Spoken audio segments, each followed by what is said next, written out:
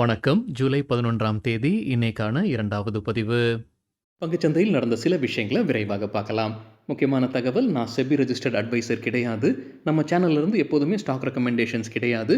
YouTube channel மட்டும் இல்லைங்க, மற்ற சோஷியல் மீடியா பிளாட்ஃபார்மான இன்ஸ்டாகிராம், வாட்ஸ்அப், டெலிகிராம்ல இருந்து கூட நாம ஸ்டாக் ரெக்கமெண்டேஷன்ஸ் வழங்குவதில்லை. மேலும் பணத்தை வாங்கிட்டு எந்த சேவையும் வழங்குவது இல்லை.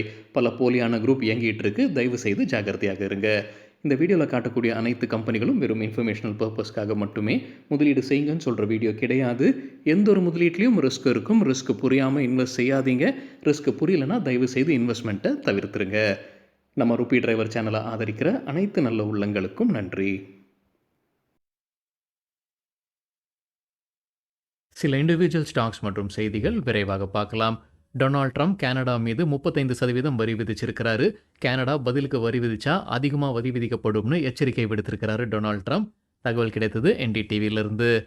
டெஸ்லா உடைய முதல் கடை இந்தியாவில் திறக்கிறாங்க. மும்பையில் ஜூலை 15ஆம் தேதி திறக்க இருக்கிறாங்கன்னு எக்கனாமிக் டைம்ஸில் அப்டேட் கொடுத்துருக்குறாங்க.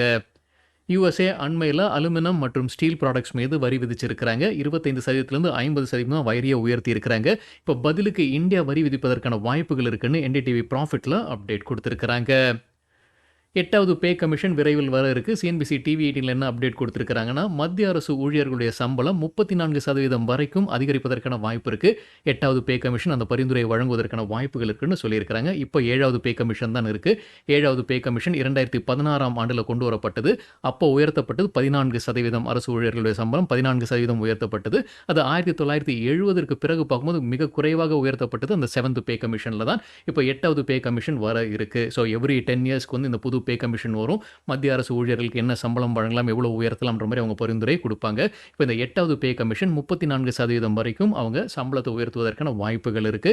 இதனால 4.4 மில்லியன் மத்திய அரசு ஊழியர்கள் மற்றும் 6.8 மில்லியன் ஓய்வு பெற்ற ஊழியர்கள் பயன்பெறுவதற்கான வாய்ப்பு இருக்குன்னு அதே சிஎன்பிசி டிவி 18ல அப்டேட் கொடுத்திருக்கிறாங்க. குஜராத் பாலம் இடிந்து விழுந்ததில் உயிரிழந்தவர்களின் எண்ணிக்கை 16ஆக உயர்ந்திருக்கு. 4 பேரை இன்னும் காணோம்னு சொல்லிட்டு இருக்கிறாங்க. மீட்பு பணி தொடர்ந்துகிட்டு இருக்குன்னு சிஎன்பிசி டிவி 18ல தகவல் கொடுத்துருக்காங்க. ஜி என்டர்டெயின்மெண்ட் குறித்து காலையில் வீடியோவில் நம்ம செய்தி பார்த்துருந்தோம். கம்பெனி வந்து ஃபண்ட் ரைசிங் பண்ணுறதுக்கான முயற்சியில் இருந்தாங்க. ஆனால் ஷேர் ஹோல்டர்ஸ் அதை நிராகரிச்சிட்டாங்கன்ற செய்தி நம்ம காலையில் வீடியோவில் பார்த்துருந்தோம். அதற்கான ரியாக்ஷனாக 6% வீழ்ச்சியாக பார்த்துருக்கு ஜி என்டர்டெயின்மெண்ட். இன்றைக்கி இன்ட்ராடேல 6% விழுந்தது. டிசிஎஸ் ரிசல்ட் நேற்று சாயங்காலமாக அறிவிச்சிருந்தாங்க. அதற்கான ரியாக்ஷனாக பார்க்கும்போது மதியம் வரைக்கும் பார்க்கும்போது இன்ட்ராடேல 3% வீழ்ச்சியாக பார்த்தது டிசிஎஸ். சில புரோக்கிங் கம்பெனிஸ் என்ன ரேட்டிங் டார்கெட் கொடுத்துருக்காங்க டிசிஎஸ்க்கு ரிசல்ட்டுக்கு பிறகுன்றது என்னுடைய புரிதல். சிஎல்எஸ்ஏ அக்குமுலேட் ரேட்டிங் கொடுத்துருக்காங்க. எதிர்பார்க்குற டார்கெட் 4279. ஜெஃப்ரீஸ் ஹோல்ட் ரேட்டிங் கொடுத்துருக்காங்க. எதிர்பார்க்குற டார்கெட் ரூ. 3480. மார்கன் ஸ்டான்லி கொடுத்துருக்கிற டார்கெட் டிசிஎஸ்க்கு 3690. நுவாமா பை ரேட்டிங் கொடுத்துருக்காங்க. எதிர்பார்க்குற target 3950. Goldman socks by rating கொடுத்துருக்காங்க. எதிர்பார்க்குற டார்கெட் ரூ. 3870. சிட்டி செல் ரேட்டிங் கொடுத்துருக்காங்க டிசிஎஸ்க்கு. எதிர்பார்க்குற டார்கெட் ரூ. 3185. தொடர்ந்து நியூட்ரல் ரேட்டிங் கொடுத்துருக்காங்க. எதிர்பார்க்குற டார்கெட் ரூ. 3780. முன்ன சொல்லியிருந்தது 3820. டார்கெட் ப்ரைஸை குறைச்சிருக்கிறாங்க நொமூரா. ஒட்டு மொத்தமாக 50 அனலிஸ்ட் கவரேஜ் கொடுக்குறாங்க டிசிஎஸ்க்கு. அதில் 34 பேர் பை ரெக்கமெண்டேஷன், 12 பேர் ஹோல்டு ரெக்கமெண்டேஷனும், 4 பேர் செல் ரெக்கமெண்டேஷன் கொடுத்துருக்குறாங்க. என்ன டார்கெட் எதிர்பார்க்கலாம், அதாவது ஆவரேஜாக இந்த 50 அனலிஸ்ட் கொடுத்துருக்கிறதுல ஆவரேஜாக டார்கெட் எடுத்து பார்க்கும்போது அடுத்த 12 மாதத்தில் 3755 வருது டார்கெட் ப்ரைஸ். 11% அதிகரிப்பதற்கான வாய்ப்புகள் இருக்குது. டிமார்ட் இன்னைக்கு ரிசல்ட் அறிவிக்கிறாங்க. அதற்கு முன்னாடி என்டிடிவி ப்ராஃபிட்டில் ஒரு முன்னோட்டம் கொடுத்துருக்காங்க. ப்ளூம்பர்க் என்ன எதிர்பார்க்குறாங்க டிமார்ட்டுடைய Q1 ரிசல்ட்டில் ரெவென்யூ எதிர்பார்ப்பது 16,583 கோடி ரூபாய். இயர் ஆன் இயர் 18% அதிகரிப்பதற்கான வாய்ப்பு இருக்குது. நெட் ப்ராஃபிட் எதிர்பார்ப்பது 883 கோடி ரூபாய். இயர் ஆன் இயர் 14% அதிகரிப்பதற்கான வாய்ப்பு இருக்குது. ஸ்மார்ட் ஒர்க்ஸ் கோவொர்க்கிங் ஐபிஓ குறித்தான அப்டேட். நேற்று முதல் நாள் முடிவில் சப்ஸ்கிரிப்ஷன் ஒட்டு மொத்தமாக 52% ஆகியிருந்திருக்கு. ரீட்டைல் கேட்டகரி மட்டும் பார்க்கும்போது 60% சப்ஸ்கிரிப்ஷன் ஆகியிருந்திருக்கு. கிளென் இண்டஸ்ட்ரீஸ் ஐபிஓ குறித்தான அப்டேட் நேற்று மூன்றாவது நாள் முடிவில் நேற்று சப்ஸ்கிரிப்ஷன் ஒட்டு மொத்தமாக 260 மடங்கு ஆகியிருக்கு. இண்டிவிஜுவல் இன்வெஸ்டர்ஸ் கேட்டகரி மட்டும் பார்க்கும்போது 225 மடங்கு சப்ஸ்கிரிப்ஷன் ஆகியிருந்திருக்கு. கிளென்மார்க் ஃபார்மா இன்னைக்கு இன்ட்ராடேல 10% அப்பர் சர்க்யூட்டை எட்டியது. காலையில் வீடியோவில் நம்ம ஒரு செய்தி பார்த்துருந்தோங்க. அவங்களுடைய கேன்சர் சம்பந்தமான சில சிகிச்சைக்கு வந்து அவங்க வேறொரு நிறுவனத்திற்கு ரைட்ஸ் கொடுத்துருக்காங்க. அது வழியாக பணம் வருதுன்ற தகவலாம் பார்த்துருந்தோம். மைல்ஸ்டோன் பேமெண்ட் இருக்குது எவ்வளோன்ற தகவலாம் பார்த்துருந்தோம். அதோடைய ரியாக்ஷனாக இருந்திருக்கலாம். கிளென்மார்க் ஃபார்மா இன்னைக்கு இன்ட்ராடேல 10% அதிகரித்தது. கிளென்மார்க் ஃபார்மா குறித்து மற்றொரு அப்டேட் என்னன்னா, மோத்திலால் ஓஸ்வால் தொடர்ந்து பை ரேட்டிங் கொடுத்துருக்காங்க. கிளென்மார்க் ஃபார்மாக்கு எதிர்பார்க்குற டார்கெட் 2430 ரூபாய்.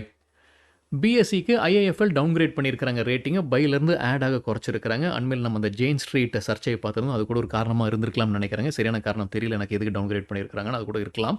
டார்கெட் எதிர்பார்ப்பது ஐஐஎஃப்எல் பிஎஸ்சிக்கு ரூ. 2200 ரூ. 2394 ட்ரேட் ஆகிட்டு இருக்கு பிஎஸ்சி. எஸ்பிஎம்எல் இன்ஃப்ரா இன்னைக்கு இன்ட்ராடேல நல்லா பர்ஃபார்ம் பண்ணியிருக்காங்க, 6% அதிகரிச்சிருக்கு. ராஜஸ்தான் மாநிலத்திலேருந்து உங்களுக்கு ஒரு கான்ட்ராக்ட் கிடைக்குது, ₹385 கோடி கான்ட்ராக்ட். ஜல் ஜீவன் திட்டத்துக்கு கீழே இந்த கான்ட்ராக்ட் கிடைச்சிருக்குன்னு சொல்லியிருக்காங்க SPML infra. Adani green energy குறித்து எக்கனாமிக் டைம்ஸ்லேருந்து கிடைத்த ஒரு தகவல் Q1க்கான கெப்பாசிட்டி அடிஷன் மற்றும் எனர்ஜி சேல்ஸ் டேட்டாவை வெளியிட்டிருக்கிறாங்க. ரெனியூவபிள் எனர்ஜி கெப்பாசிட்டி அதிகரிச்சிருக்கு, இயர் ஆன் இயர் 45% அதிகரிச்சிருக்கு, 15.8 கிகாவாட்டாக. எனர்ஜி சேல்ஸ் அதிகரிச்சிருக்கு, இயர் ஆன் இயர் 42% அதிகரிச்சிருக்கு, 10,479 மில்லியன் யூனிட்ஸ் Q1ல கிடைச்சிருக்கு. ஸோ சேல் அதிகரிச்சிருக்கு, கெப்பாசிட்டி அடிஷனும் அதிகரிச்சிருக்கு. இன்றைக்கி எப்படி இருந்தது ஷேர் ப்ரைஸ்ன்னு பார்க்கும்போது வாலட்டைல தான் இருந்தது.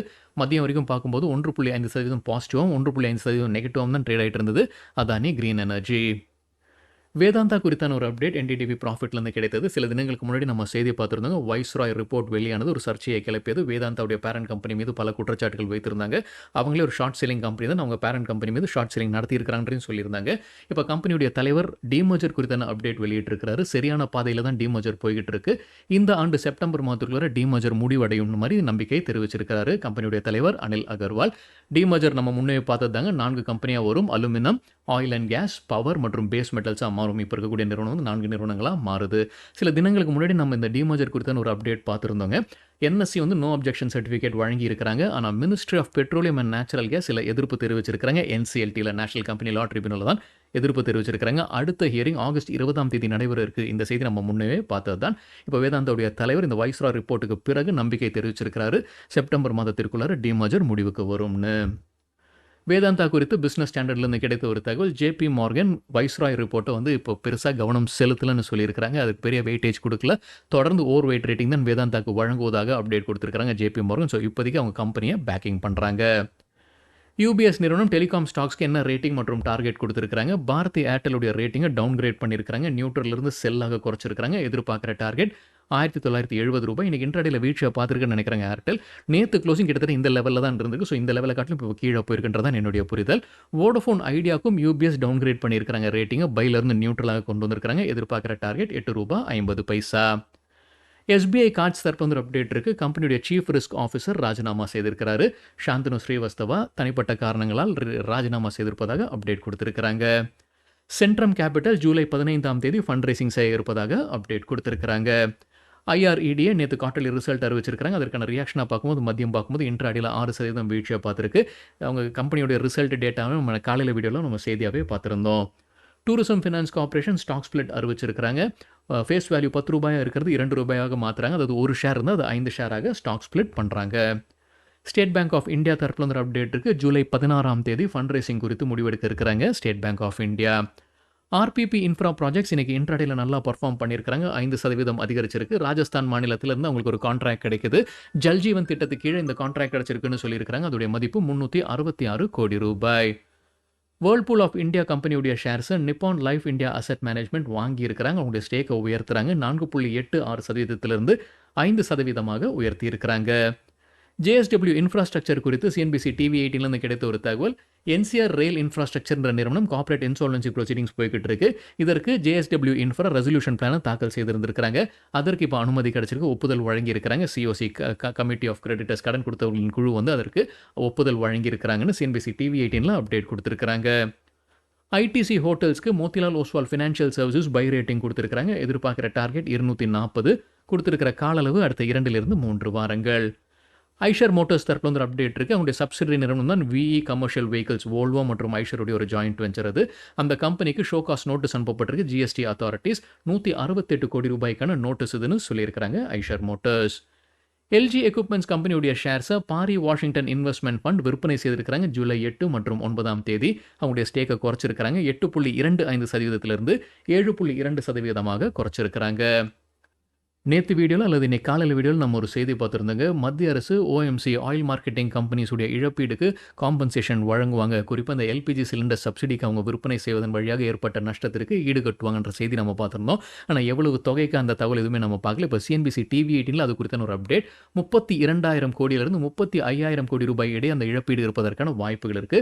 அதற்காக அரசு கேபினெட் கிட்ட இருந்து அனுமதி வாங்குவாங்கன்னு சொல்லியிருக்காங்க. அதாவது கடந்த 15 மாதத்துல இந்த எல்பிஜி சிலிண்டர் சப்சிடியா விற்பனை செய்வதன் வழியாக அவங்களுக்கு இழப்பீடு ஏற்பட்டிருக்கு. அதை காம்பன்சேட் பண்றதுக்கு இந்த தொகை வருவதற்கான வாய்ப்பு இருக்கு. 32,000 இருந்து 35,000 கோடி ரூபாய் Hindustan oil corporation, Bharat petroleum corporation மற்றும் இந்துஸ்தான் பெட்ரோலியம் கார்ப்பரேஷன் பயன்பெறுவதற்கான வாய்ப்புகள் இருக்கு. சரிங்க, இதுதான் சில விஷயங்கள் என்னுடைய பார்வைக்கு எட்டியது. நன்றி, வணக்கம்.